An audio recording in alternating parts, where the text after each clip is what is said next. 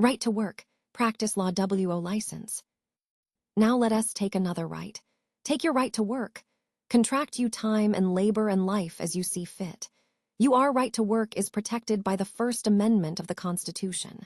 You have a right to work and contract you time and labor and life as you see fit. I get hauled into court here in Oakland County. The judge was the spit-in image of Abe Lincoln. He leans over the chair and says, "Well, it has been reported to me, son, that you don't have a license to practice law. Is that correct?" Looked up at him and said, "I am not practicing. I know what the hell I am doing." And the whole court broke out laughing.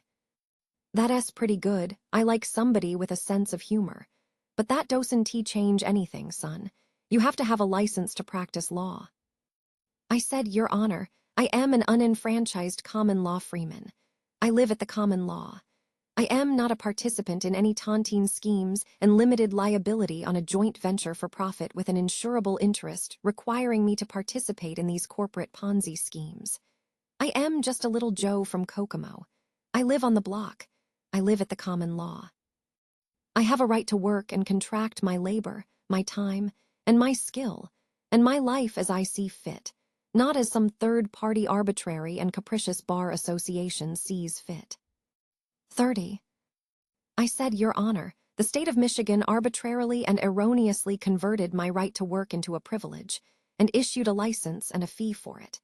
That's unconstitutional. Marbury v. Madison, 5 U.S. 137, 1803. Anything in conflict or repugnancy is null and void of law. Since the state converted my right into a privilege and issued a right and a privilege and issued a license and fee for it, Murdoch v. Pennsylvania says clearly, no state may convert a secured liberty into a privilege and issue a license and a fee for it.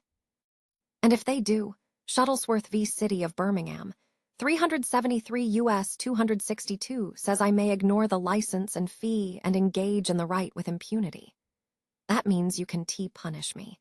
And United States v. Bishop defines willfulness as an evil motive or intent to avoid a known duty or task under the law with immoral certainty.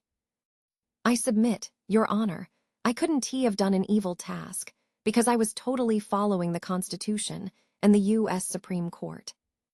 I would submit that prosecution counsel's burden is that I did willfully and knowingly avoid a known duty or task under the law, namely to get the license. And I would submit he is specifically precluded. He cannot perform his task.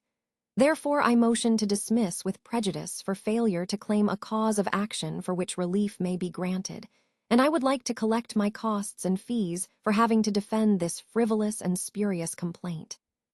The judge turns to the prosecution and asks what he wants to do.